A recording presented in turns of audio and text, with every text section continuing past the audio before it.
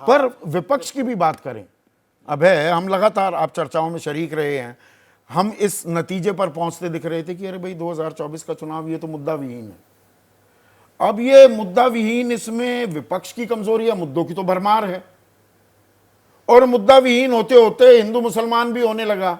इसमें विपक्ष क्या मुद्दों को सड़क पर उतारने और मानस तक उतारने में आम आदमी के, क्या उनकी भी नाकामी साफ दिखती है? देखिए, मैंने ये कभी नहीं माना कि विपक्ष की चुनाव मुद्दा विहीन है। मैंने ये माना, मैं तो ये कहता था और अभी भी कहता हूं कि चुनाव के ऊपर कोई जज्बाती मुद्दा हावी नहीं है। हाँ, इन दो बातों में फर्क है। ठीक है। मुद्दे मौजूद हैं, और आपके दोनों सर्वे, सी वोटर का सर्वे, उसमें तो 55% लोग कह रहे हैं कि महंगाई बेरोजगारी प्रमुख मुद्दा है, और जो आपने सर्वे यहाँ पे प्रसारित किया लोक नीति का सर्वे, उसमें 50% लोग कह रहे हैं कि महंगाई बेरोजगारी मुद्दा है। तो मुद्दा है, लेकिन उस पर जज्बाती मुद्दा नहीं है। इसलिए ये तो पहला विपक्ष की कमजोरी भी है नहीं, ये पहला चुनाव है जिसमें नरेंद्र मोदी की सरकार, जिसने जो गवर्नेंस दी है, उसकी परीक्षा हो रही है।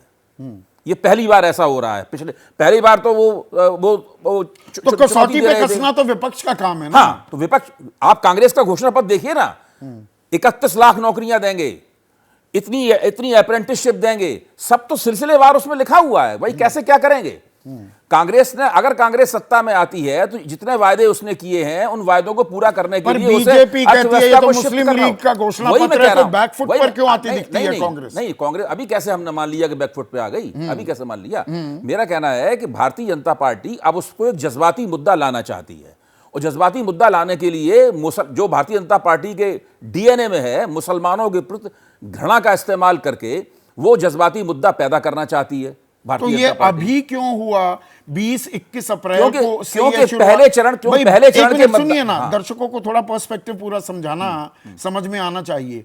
22 जनवरी को प्राण प्रतिष्ठा हुई थी, राम मंदिर एक बड़ा मुद्दा था, एक वो उत्सव बना 10-15 दिन के लिए। तो तैयारी मुद्दे की शुरू होती है तब से। जैसे राष्ट्रवाद का मुद्दा, भाई पुलवामा पर हमला वो 14 फरवरी को हुआ था, if I remember the date correctly. 26 को बालाकोट पर एयर स्ट्राइक की गई, तो लगभग 1.25 महीने का एक टाइम था वो राष्ट्रवाद की अलख जगाने का। ये 20-21 को क्यों हुआ है? देखिए, ना तो राम मंदिर का मुद्दा चला, उसके आधार पर चुनाव नहीं लड़ा जा सकता।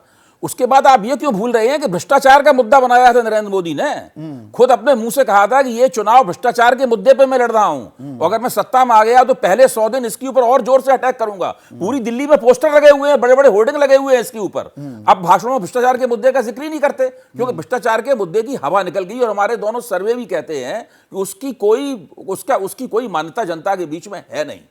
अब होना चाहिए। और पहले चरण का जो मतदान हुआ है, उस मतदान से भारतीय जनता पार्टी का जो आत्मविश्वास है हिल गया है। तो मुद्दों को लेकर एक रायता फैल गया है क्या? नहीं, पिछले 10 साल में पहली बार नरेंद्र मोदी को थोड़ा आत्मविश्वास के स्तर पर विचलित देखा है। इसलिए वो चुनाव की शुरुआत में ही सांप्रदायिकता का मुद्दा इस्तेमाल कर रहे हैं। देखिए, जब रिकॉर्ड देखिए पिछले 10 साल का, बिहार में चुनावी मुहिम के दौरान पाकिस्तान में पटाखे फूटेंगे वाली बातें कही गई थी, भाजपा चुनाव हार गई।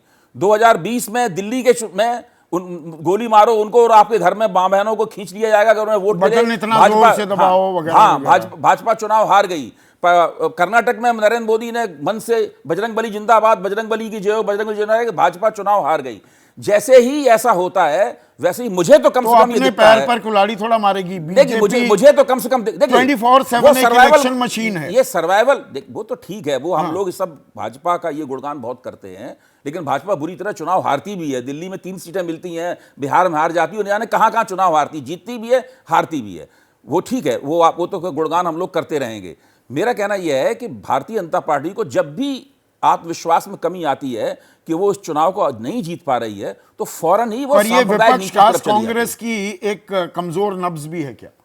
जब ध्रुवीकरण, तुष्टीकरण, एक समुदाय परस्ती का मुद्दा आता है तो, और ये 80-20 की तरफ चला जाता है फिर नैरेटिव। देखिए, जो कांग्रेस का घोषणा पत्र है, कोई भी व्यक्ति उसको पढ़ेगा, उसके ऊपर चर्चा करेगा, नरेंद्र मोदी घोषणा पत्र की इतनी आलोचना कर रहे हैं तो लोगों में उत्सुकता होगी। But भाई, your मत word जोड़ में। against mine, आम आदमी 48 पन्ने नहीं पढ़ता। अरे 48 पन्ने नहीं पढ़ेगा।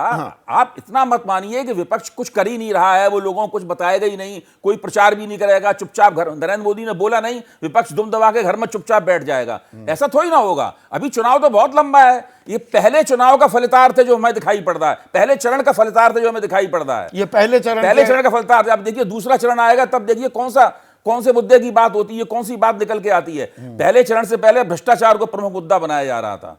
दूसरे चरण में आकर अब हिंदू मुसलमान किया जा रहा है, कांग्रेस मुसलमानों की एजेंट है ये कहा जा रहा है। ये कांग्रेस के लिए कहा जा रहा है, इंडिया गठबंधन की दूसरी पार्टियों के लिए नरेंद्र मोदी ने ये नहीं कहा है, क्षेत्रीय दलों के लिए नहीं कहा है। नरेंद्र मोदी की पार्टी क्षेत्रीय दलों से भी संघर्ष कर रही है, ऐसी बात नहीं है। तो मामला इतना आसान नहीं है, लड़ाई बहुमुखी है और मामला बहुत पेचीदा है। ये चुनाव फंस गया है।